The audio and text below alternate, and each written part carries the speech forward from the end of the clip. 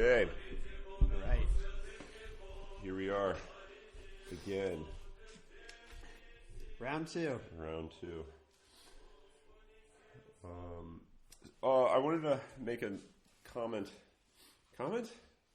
I don't know what would it be. It would be a. Well, can I make a comment before you make a comment? Okay.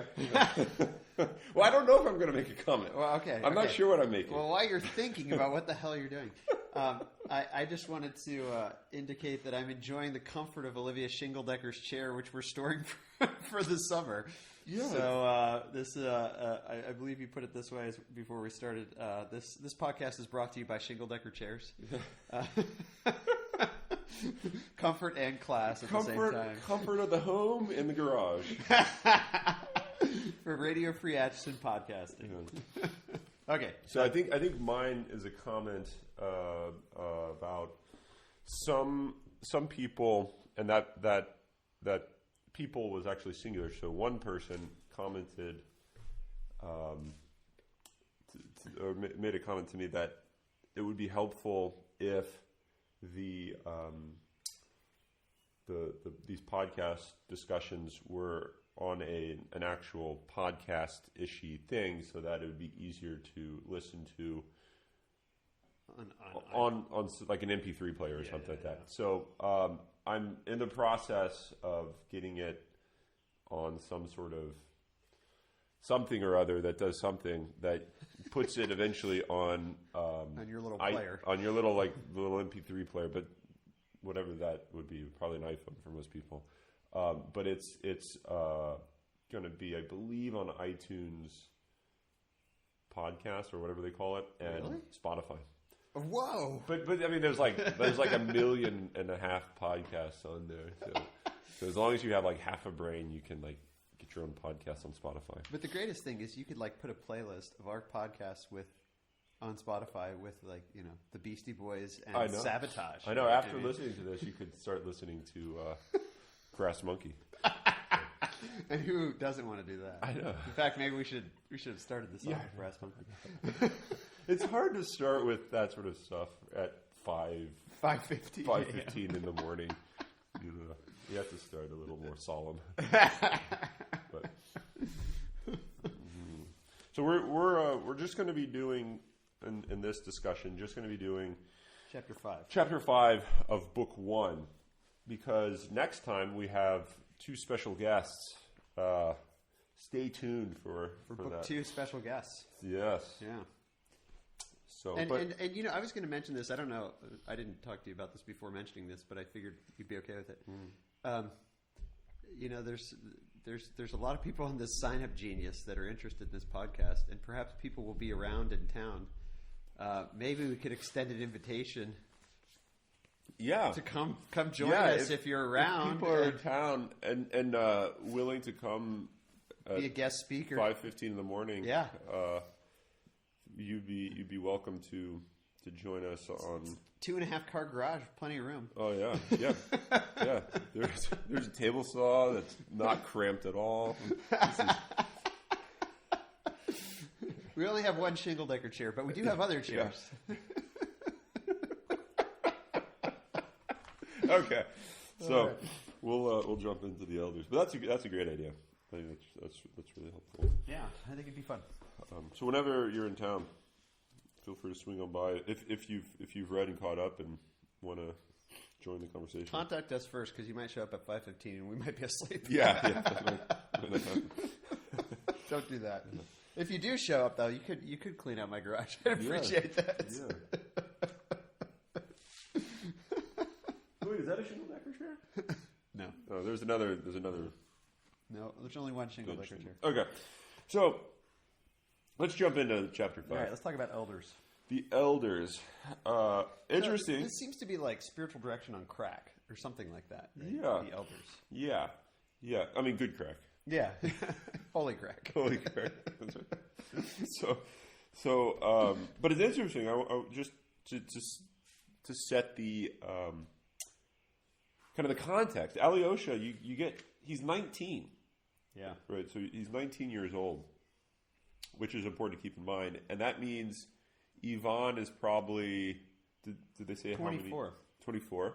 24 and Dimitri's 27. He did say that all like right at the beginning. Right. So if you think about Alyosha, he's younger than all of you. Right. That's important to keep in mind. Ivan is probably close to some of your ages. Right. So the description, however, of Alyosha before you get to the elders, I think, is interesting. So before jumping into what an elder is, which is the subject of most of this chapter, page 27 onwards, you get a description of Alyosha and kind of why he was led into the monastery. And I find this really puzzling. I've either read or listened to this book 5, I think 4 or 5 times in the last month, probably like once a week for the last month or so. And I'm really, and part of it is because I'm really puzzled by what's going on page 25, which is really the very beginning of chapter 5. Yeah. So I want to just read a little bit and get your thoughts on what you think is going on here, because I had one idea, now I have a different idea, and I'm not sure, and they're somewhat opposed to each other. So I don't exactly know what to think. Okay, so here, very top of page 25. But I fancy that Alyosha was more of a realist than anyone. Oh, no doubt, in the monastery he fully believed in miracles. But to my thinking, miracles are never a stumbling block to the realist. It is not miracles that dispose realists to belief. The genuine realist, if he is an unbeliever, will always find strength and ability to disbelieve in the miraculous. And if he is confronted with a miracle as an irrefutable fact, he would rather disbelieve his own senses than admit the fact. So he's talking about the realist who's an atheist. When they confront the miraculous, they're always going to be able to come up with like an error theory, either why what they didn't think fits their worldview, or what they don't think should fit their worldview. They'll come up with a story about why it was either a false perception or why it was, actually it says in the next sentence, if he admits it as a fact of nature till then unrecognized by him. So you might think, wow, this is so miraculous. This individual got healed, and it turns out, no, that's just, we didn't really quite understand how air works. Air and the kidney works, and when you mix it with like Russian vodka, this thing happens. And people get healed. It's amazing.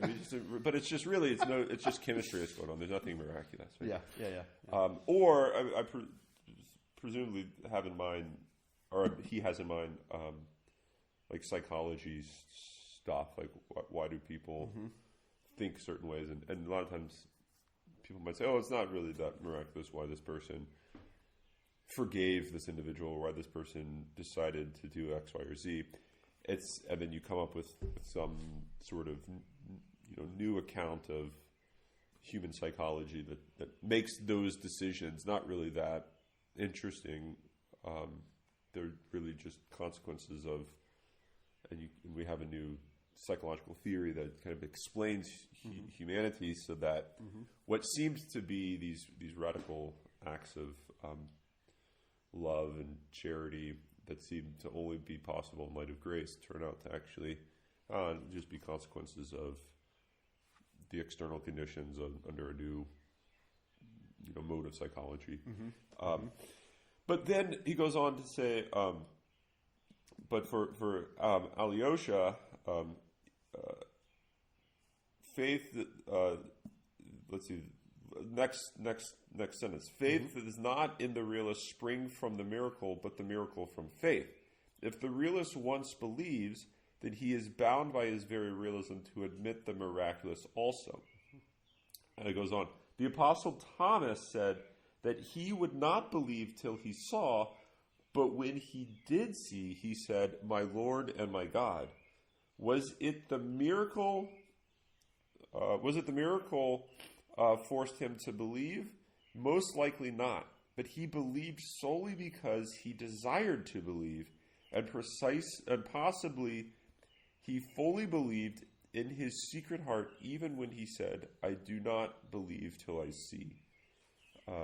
So I'm somewhat confused by what's going on here. Mm-hmm. Any thoughts? I have a few, but I mean, even if it's, I'm confused too.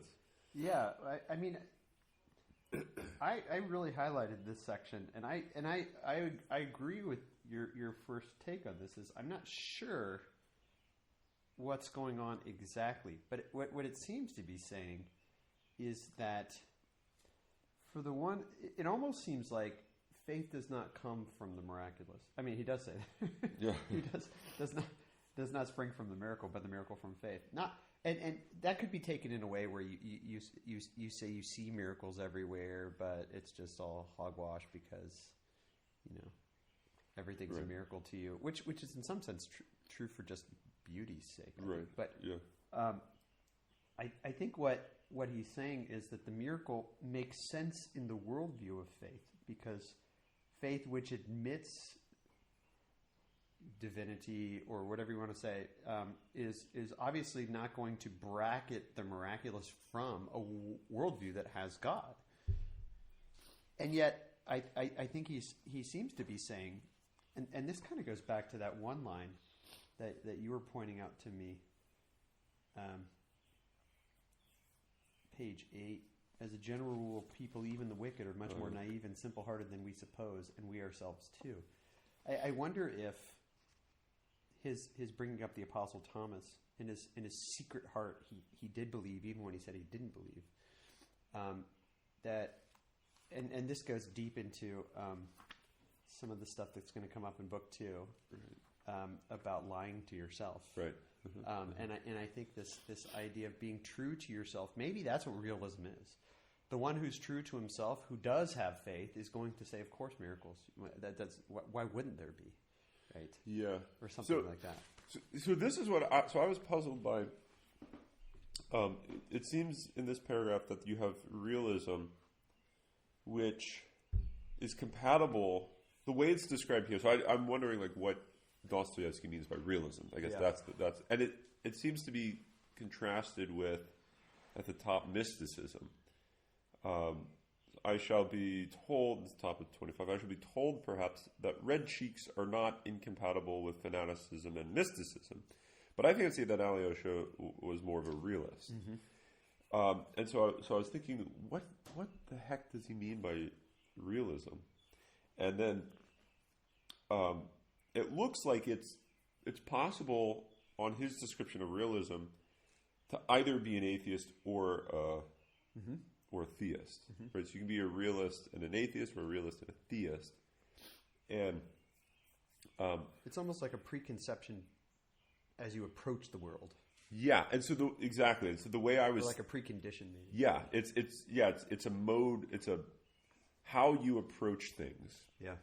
And so one thought that I had, this is actually the second thought, is that the realist is one who kind of takes miracles to be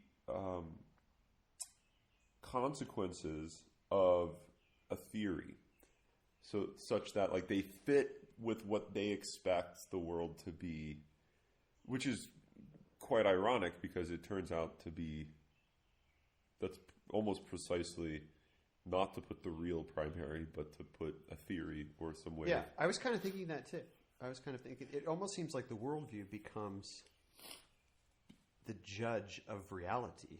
Right. Rather than the other way around. Yes, and specifically that line, faith does not in the realist spring from the miracle, but the miracle from faith. Mm-hmm. Which, the way I interpreted that is, so the miracle you could take to be an event that is just something you experience that you find to be beyond comprehension and sort of beyond natural doing. I don't know how you want to put it. And what this is saying is that is not the primary thing giving rise to belief. Rather, it's belief that would say, okay, now I'm allowed to, and even allowed to look for miracles, which would make, I think it would make faith a type of ideology. It's a type of kind of, I want the world to be this way, and so now I can see the world this way. So that miracles actually aren't causes. Yeah. They're merely effects of a cause, which is, depending on how you're going to see faith here, is the cause sort of this completely outside of one's experience, shot in the dark lightning bolt, or is it a decision of a worldview that you make prior to engaging with the world? Right. Yeah, and I think it's kind of so it boils down to the question: what is the faith? Is it something that you can sort of you find in the world, that is, you find in reality, or is it something that you have to have before you come to reality, and then you sort of impose it onto reality, and you make the world Christian by draping, by being Christian, by draping the faith over it, or is it that you look in the world and you find in it, the marks, the contours of Christianity, right? And so I think this is going to come up again later, but I think it's the question of whether or not Christianity is an ideology or not. And the reason I was thinking about this is that it ties up with stuff that comes up later about why Alyosha respects Zosima so much. And I think one of the reasons and we could talk about what an elder is, because Zosima is one of the last elder, or he is the last elder in their monastery. But I think it's because he thinks that is, Alyosha thinks that Zosima is this one individual who's capable of realizing this dream that Christianity is describing or is telling, and Zosima is the one that's going to kind of be capable of realizing that.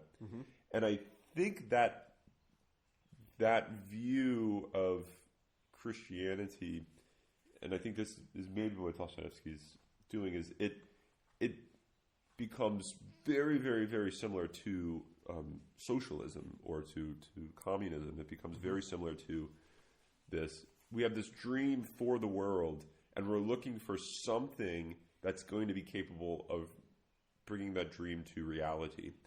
And it turns out for the atheist, it's politics. For the Christian, it's this other thing, and that other thing's called humility and love. But it's still at the service of bringing to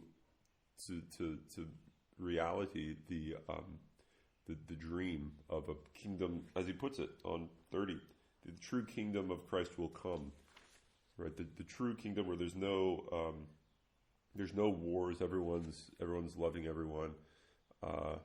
That's going to come. But it looks like you have I don't know. So I'm wondering if this is all kind of about, as you were saying before we started recording, about the atheistic question, the question of page atheism. 26 at the top. For socialism is not merely the labor question; it is before all things the atheistic question.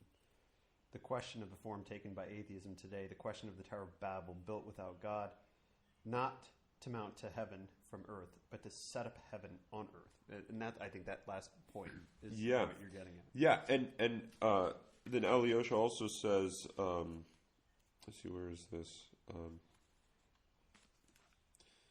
I believe it's maybe bottom of 25.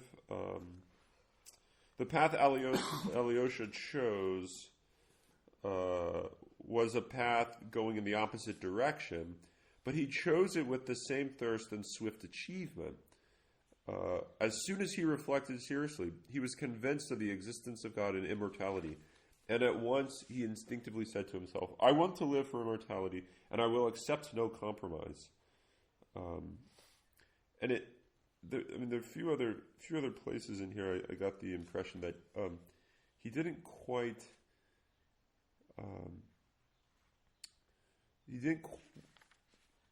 I don't know. The reasons for why he was attracted to the monastery seemed to be more, as you would say, maybe political, in that he had this idea of what would be like the proper way to live and the proper way to be, and it was. I mean, there's nothing wrong with that, but it looked like he was placing his conceptions of things prior to going back to that idea. Prior to approaching reality. So going back to the realist passage on 25, I was thinking this as we were talking, what you just said kind of brought it back up again. It seems that the question that ultimately we have, Alyosha is the hero, right? Mm-hmm. And so there's this idea that he's, in some sense, going to be right, or at least moving towards the right, the true. And he talks about his seeking of truth on the bottom of that page, actually, which is actually a really good description of what it means to seek truth. But there's a question here about when he says that Alyosha was more of a realist than anyone. When I first read that, I thought, oh, great, well, that's good. Being a realist is really important. But now, as we're talking about it, I'm wondering if Dostoevsky is not saying this kind of faith based in what he's describing as realism is actually not to be commended in the end. Right. And so maybe this is the point of Alyosha, the hero, being the one who moves from some young, naive, understanding, like sort of starry-eyed dreamer that has this, like, maybe he read a couple religious magazines, and then he said, like, here's like the ideal. This is the dream, and and this is. I know what Christianity is. I know what it's about. Let's just try to. Let's bring it about. Yeah, let's let the rubber hit the road, and let's get this going. Yeah, and so I as you talk about it more, it seems then that there's something naive and young about his understanding.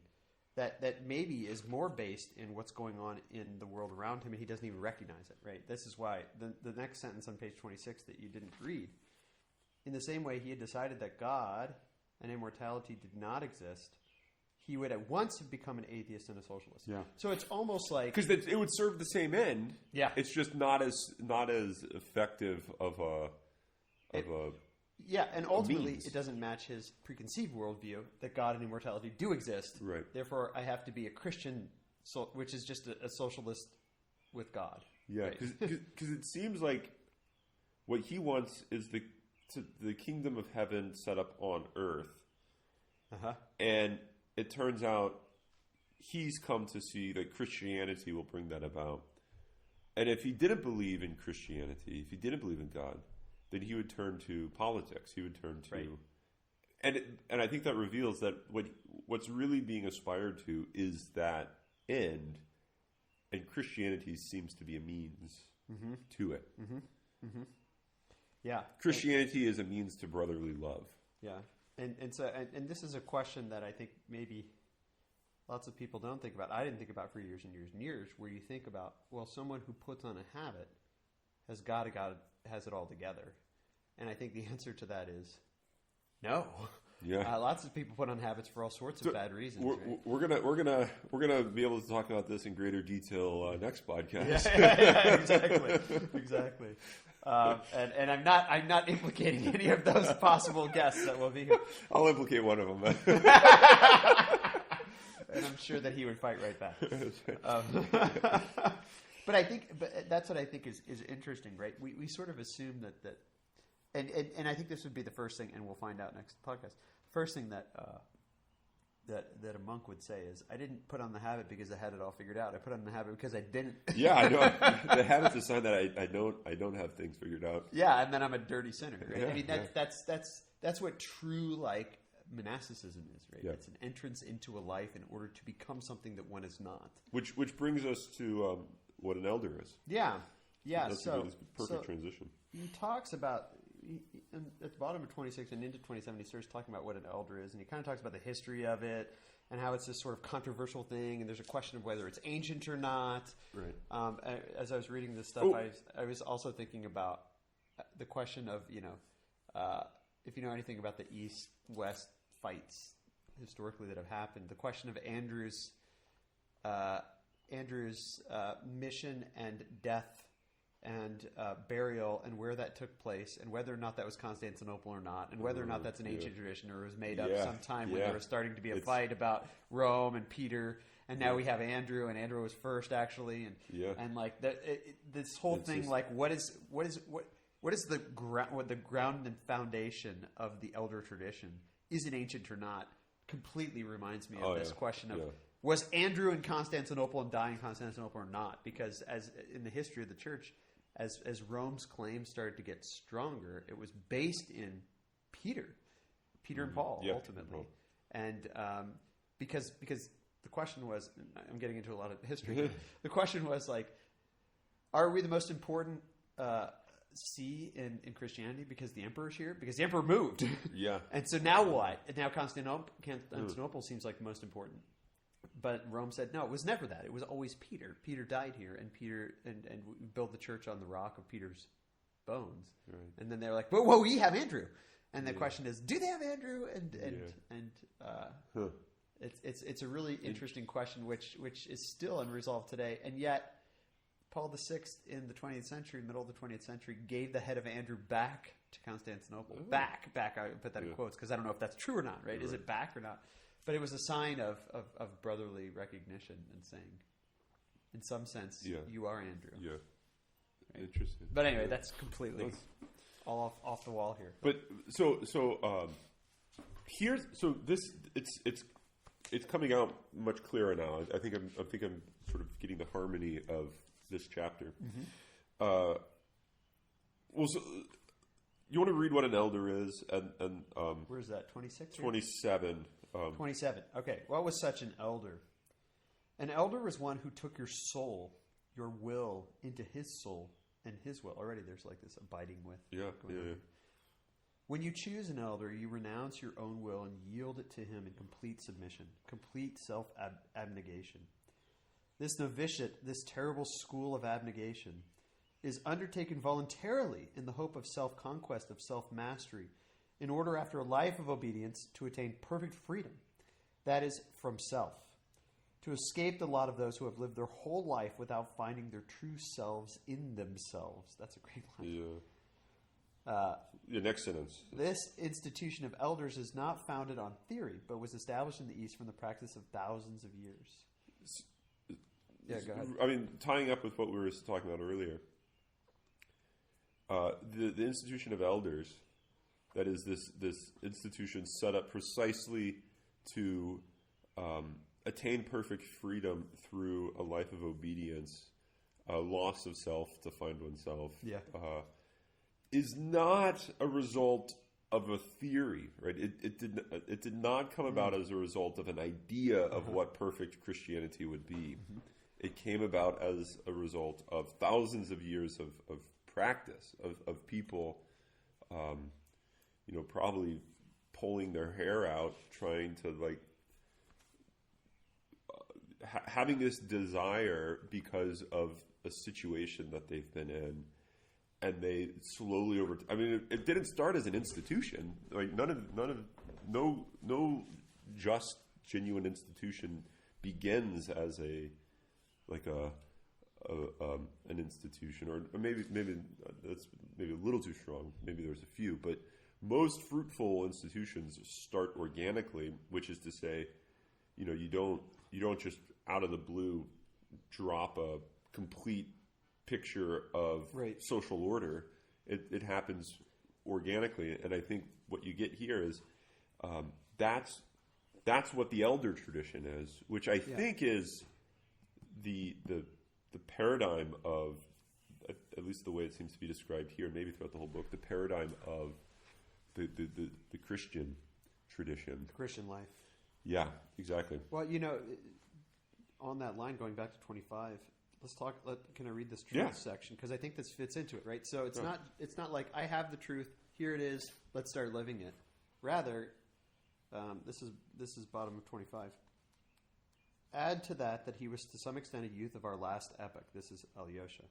That is honest in nature, desiring truth, seeking for it, believing it, and seeking to serve it at once with all the strength of his soul, seeking for immediate action and ready to sacrifice everything, life itself, for it. That seems to be the kind of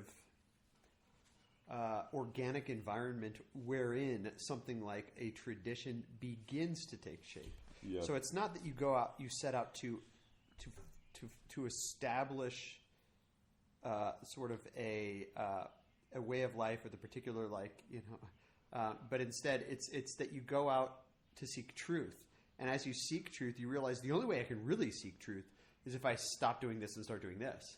And then you seek it a little more, and then you say, the only way that I can really seek truth is if I do that with this other guy who's trying to do this, but I see that he's doing this as well, so I'm going to try to and so it's this sort of process that's maybe by nature temporal. Yeah. And so it takes time to start discovering what it means to live this quest. Right. And this is, it might highlight that there's maybe an inconsistency in Alyosha that he doesn't quite fully realize. Like all of us, I mean, maybe this is coming up in book 2, like you said, the knowing oneself or not lying to oneself is what's most important. That his honest desire to seek the truth and to believe it and to serve it, I think, just is the philosophical stance. That just is what it means to be philosophical. Maybe what it means to be human. And what it means to be human. Yeah. But yet at the same time, he has fallen into a particular preconception of what the truth would have to be like, or what seeking it would have to be like. I mean, he went to the monastery to seek it, which is to say that's where it was going to be found. Right. And of course, it can be found there, but I think maybe what's going on is that he is placing parameters on what it would be to be perfected, how you get perfected, where you would find perfection, and he's sort of tying it to a particular worldview, which. But here's his salvation, is that at least I think we'll see as we go forward, is that he ties it to a particular worldview, but at the same time he recognizes that he needs to follow Zosima, and Zosima, who is like maybe in some real sense just the explosion of worldviews. Yeah. If he attaches himself to Zosima, that sort of youthful naivete is going to, I think, fall away. Yeah. Because Zosima, who seems to be in some sense incarnate love, is himself ideologizable. Yeah. Like he's beyond comprehension. He's beyond categorization. He's something more. Right? So. Yeah. And if he takes the elder tradition seriously, he really binds himself to him, right? Yeah. And so the bottom of 28, you get to Alyosha noticed that many, almost all, went into the elder for the first time with apprehension and uneasiness, but came out with bright and happy faces. Alyosha was particularly struck by the fact that Father Zosima was not at all stern. On the contrary, he was almost gay. the monks used to say that he was more drawn to those who were more sinful, and the greater the sinner, the more he loved him. Goes on to here's Jesus sitting in Matthew's house with prostitutes and tax collectors. Yeah, and this is someone who you kind of see as a crazy person. Going back to Alyosha's mother, what we were talking about, the crazy woman. The crazy woman. Yeah. And I think it's partly his. I mean, he even says this. What brought him to 26 in this chapter? What brought him to the monastery was perhaps his memories of childhood of being brought here, to which his mother may have taken him to mass. Right. This slanting sunlight, the holy image, to which his poor crazy mother had held him up and acted upon his imagination. So I think I like the imagination reference, because when you think about what an ideology is it's sort of it's a way of imagining how things ought to be or should be or are. Mm-hmm. And I think what you have with Alyosha is apparently the very first experience that he remembers, which makes for the structure of all future imagination, is this experience which is precisely crazy. It's this non-ideological or categorizable experience, which is what opens him up to being able to see that in. So in a true realism, and maybe this is the contradiction within him that you're talking about. In a true realism, he is continually motivated, maybe unbeknownst to himself, by this image of reality that took place to him of his mother and of her offering him to the Blessed Mother, and that this may be the bottom of his reason for coming here, and not sort of a socialistic Christianity. Yeah. And that probably makes even more sense with his attachment to Zosima, who seems to be in some sense more than mere socialistic Christianity. Yeah, and you'll it was even it's referenced here that not all the monks in the monastery liked Zosima. Yeah, there was a lot of them did. He said most of them did. Yeah, but there's some, at least one. We're going to meet this one later, who certainly does not like Zosima, and the reason. Oh, I can't say it, but it's gonna have to do with a lot of this. A lot of this introduction here. Stuff. Yeah. Good. So I'm of the opinion that one of the themes is introduced of the book is introduced in this chapter. That is the theme of whether or not Christianity is an ideology. Mm-hmm. Is it something that you should start with before encountering the world and reality, or is it something that you come to at the same time in encountering reality, because in some ways it is reality, right? And but it's not merely reality, because faith is supernatural. So there has to be almost a coincidence, right, of the experience of reality and the supernaturalization of the person to be able to see reality for what it is. And it's not that reality itself causes me to be Christian, mm-hmm. because that would make faith natural. Mm-hmm. And maybe this is sort of like the death of apologetics, but instead it seems to be a coincidence of the encounter with reality and the transformation of the human person in some supernatural way. Right. And people might be confused, if people are still listening, by that's a good moniker there. By what an ideology is, and I think we have perfect examples in our political system. Like, I'm a Democrat, and what that means is, now I have to do X, Y, and Z, and we kind of already have a preconception as to what a Democrat is and what a Democrat does. Right. Or I'm a Republican, and therefore there's a preconception of what a Republican is and what a Republican does. Mm-hmm. And so in some ways your identity, your actions are predetermined by this this broader structure that you just sort of check a box and say, okay, I'm a this.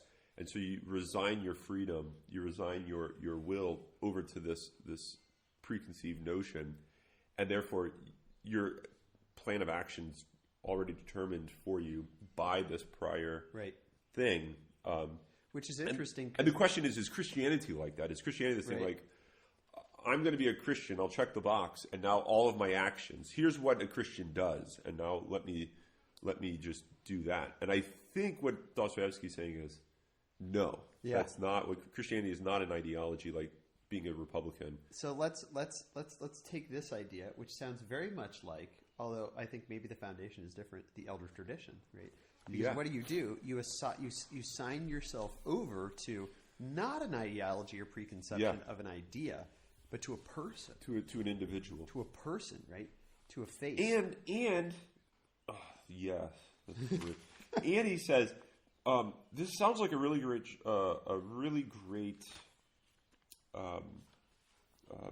tradition, and it is a great tradition, and it is a great way of becoming free, right? So it's not a type of giving your freedom over to an ideology. It's actually a way of finding your own individual personal freedom. And now individual maybe is a little too, that's probably not the right word, but personal freedom, put it that way. And interestingly, where is it ultimately found?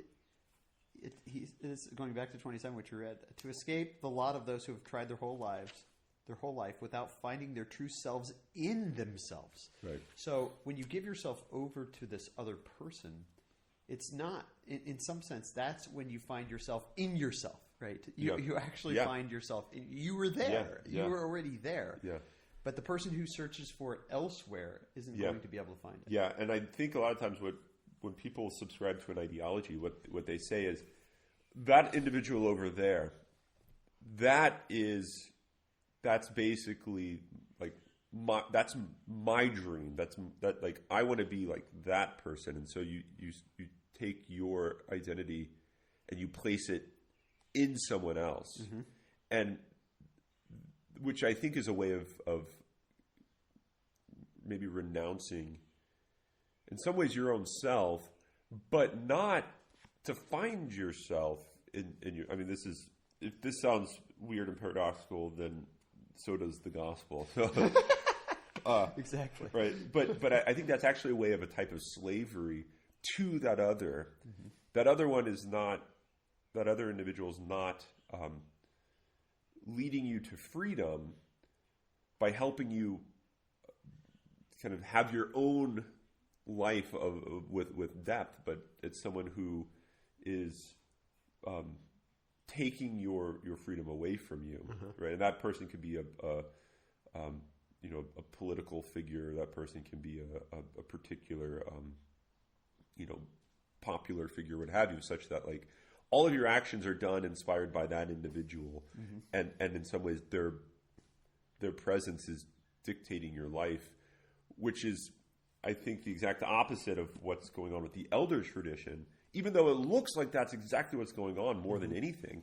But rather, as you see with Zosima, he's this guy who's completely at the service of everyone that comes to him.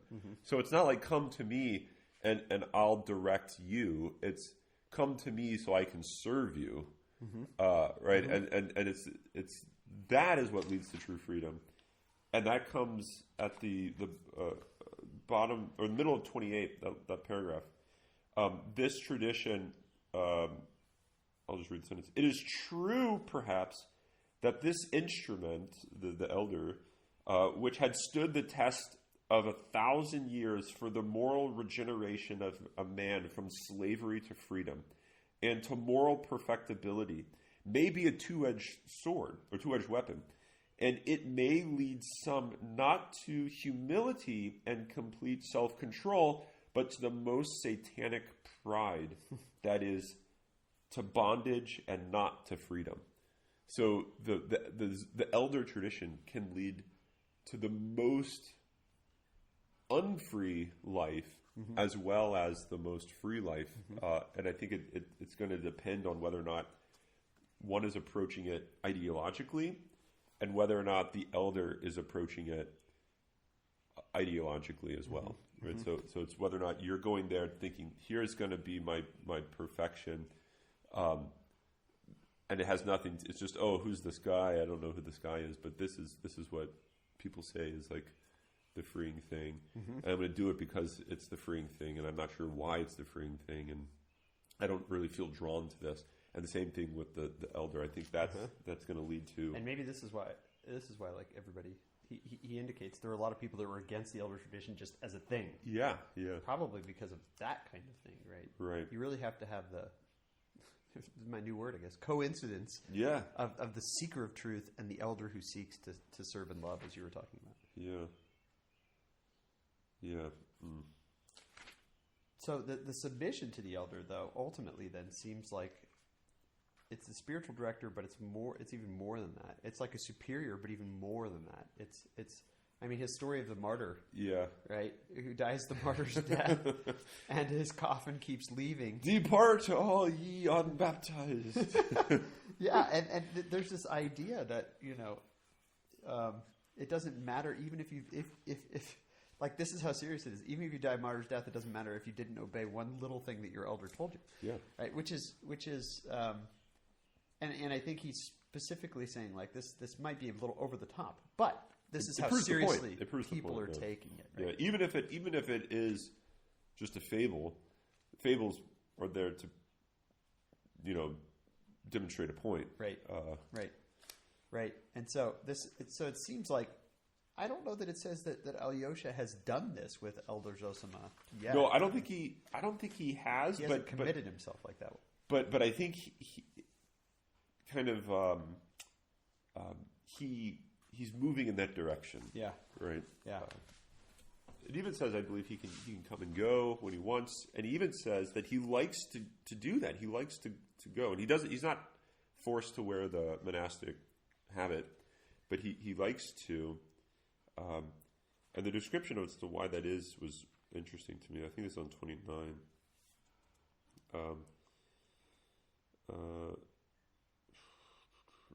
Actually, it's somewhere else, I believe. But what's on 29 is similar, right in the middle. Whether they had really been healed, he's referring to certain healings that Zosima had done that Alyosha fully believed. Whether they had really been healed or were simply better in the natural course of the disease was a question which did not exist for Alyosha. For he truly believed in the spiritual power of his teacher and rejoiced in his fame and his glory as though it were his own triumph. His heart throbbed and he beamed, as it were, all over when the elder came out to the gates of the hermitage, into the waiting crowd of the pilgrim. I mean, the way he's described is this child who is taking delight in his father being so awesome. Yeah. Like, my dad's the best dad. Yeah. Right. And I think there was a fight between our kids about that recently, actually. Oh, yeah? Yeah. I heard a story about a discussion of whose dad was better. Oh. That's hilarious. I'm not sure what the conclusion was, but yeah, I don't know. but I think there's something interesting here that he it's almost a sort of, it almost comes off as like a pride. He's taking pride in Zosima's success, and that's partly because he's slowly starting to commit himself over to Zosima. And so he sort of, if you give your soul to Zosima, then his success is going to be your success because he has your soul. I mean, it's like in marriage, right? Right. So I don't know, and maybe to actually enter into the elder tradition has to happen in this slow, gradual way, such that you're not sure whether or not you fully committed yourself over. Yeah, and maybe it goes back to this idea of temporality and the fact that traditions, by their nature, are temporal. Entrance into a tradition is temporal too. Right. It has to be this slow movement towards it. Yeah. So I like this line on page 30 at the very top, where he's talking about the Russian peasant. But it sounds very much like Alyosha, who at the beginning of the book was described as being entering the monastery because he was a lover of humanity trying to flee the wickedness of the world, right? And Zosima seems to be sort of the answer to his flight. Right. At the bottom of 29, oh, he understood that for the humble soul of the Russian peasant, worn out by grief and toil, and still more by the everlasting injustice and everlasting sin, his own and the world's, it was the greatest need and comfort to find someone or something holy to fall down before and worship, which seems like what Alyosha is doing, right?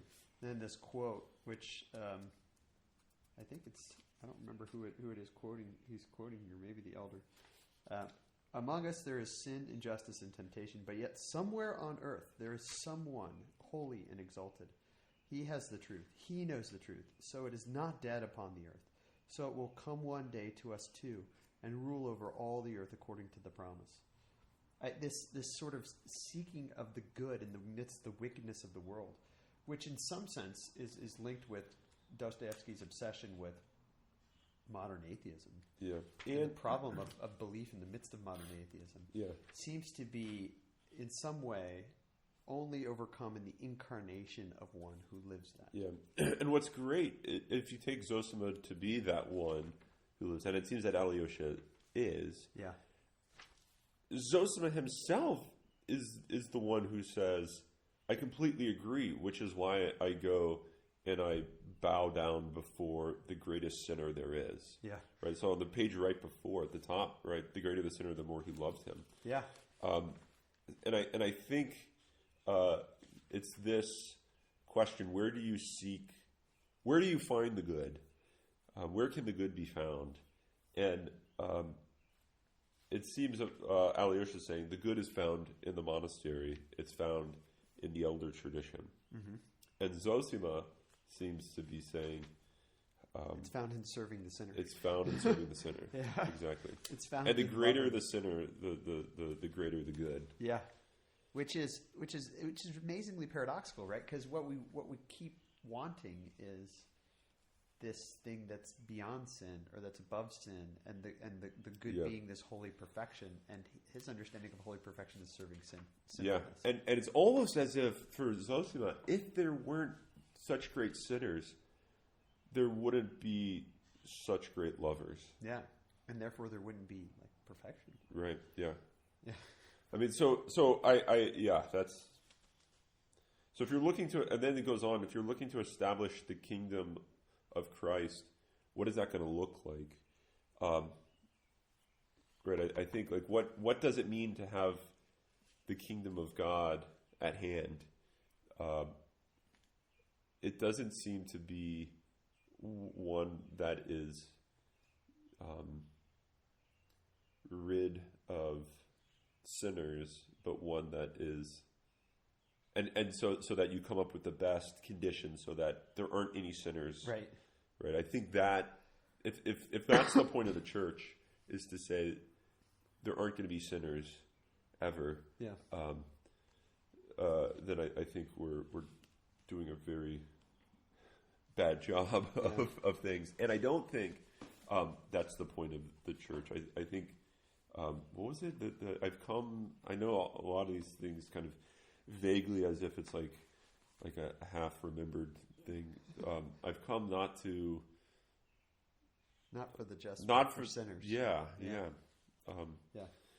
And so I think the kingdom is not the kingdom of God on earth or at hand is not so that we can rid it of sinners, but so that sinners can come and in their sin love and renounce it. And I mean, I think this is going to be an ongoing theme. The good in the evil, and sort of is it going to be the evil that overshadows the good, or is it the good that's going to sort of take up the evil and transfigure it? Yeah, and which makes me think of this line of Jesus becoming sin, right? Yeah, because I think that's in some sense at the heart of what the incarnation's about, and therefore what reality must be about in some way. But the interesting thing about all of this that we've been talking, right? Zosima is about what we're talking about right now, about taking up sin into oneself. Zosima is there to love the sinner. The greater the sinner, the more he loves him. It seems that what we want to say is, or what this sets up the stage for the arrival of his family, right? Yeah. Which is a bunch of, especially his dad, right? Yeah. Like just a mess, right? And his uncle or cousin Pyotr Musov or whatever, Musov. Yeah. Yeah. I mean, they are like going to be like Zosima is going to love these guys. I mean, really love them. Yeah. But it's interesting because the book ends this way, right? Where Alyosha gets a letter from his brother saying, "Don't worry, we're going to behave ourselves."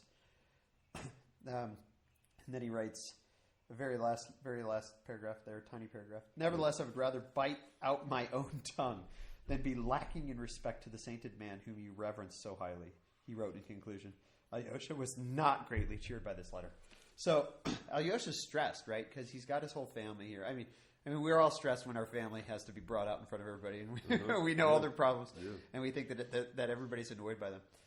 So Alyosha is worried that when they come, they're going to embarrass him, or they're going to embarrass the elder. Yeah, or be like disrespectful to the elder, which we'll see happens. But we'll also see that he's just worried that the elder's going to be like pissed at them. Right. Which means that he doesn't know Zosima yet, right? Yeah. Because if it's true that he loves more, the more the sinner, the more he loves them. Oh, then he's gonna just like Fyodor's like his best friend. Right? Fyodor and him are gonna be like, they're gonna want to go on road trips together. Yeah. They're gonna have a great time. But Alyosha doesn't see that, right? He's not cheered by this. He's stressed, and we see that in book 2 as we move into as we'll be moving into that he is not ready for this encounter to take place. Right. So, any last thoughts? No, not really. This was a great. One last thought. I won't comment. I just bring it to people's attention to think about. Bottom of page 25. Though these young men unhappily fail to understand that the sacrifice of life is, in many cases, the easiest of all sacrifices, and that to sacrifice, for instance, 5 or 6 years of their seething youth to hard and tedious study, if only to multiply tenfold their powers of serving the truth and the cause they have set before them as their goal, such a sacrifice is utterly beyond the strength of many of them. I can give my life, but I can't spend 5 years to better seek the truth. Yeah. All right, I'll give my life for the truth, of course. And he did say something like, but I can't give 5 years of hard study to better see it. Yeah. And when is it the 5 years of hard study need to happen? In youth. In youth, right. Otherwise, you live your whole life. But you all know this because you're spending your free time reading Dostoevsky. Yeah. And he also says at one point in that, maybe I didn't hear it in what you read, that they would be willing to give their life so long as it wasn't as painful and that it was quick. Yeah. I mean, I think that's also an interesting thing, right? And it does seem like less of a sacrifice. I mean, that highlights. I said I was going to comment on it, but last point. I think that highlights that even martyrdom is ideological for many people. I would love to give my life under these contexts, or in this context, under these conditions. I'll sacrifice my life. But if you're asking me to sacrifice my life by studying and reading, Russian literature and thinking really hard about it. That's not sacrifice. Yeah. I don't want to do that. Yeah, that's too hard. Yeah. I'll give my life, but I won't wake up early and read some Dostoevsky before I have to start my day. Yeah. Oh man. Okay. So with that, we leave you.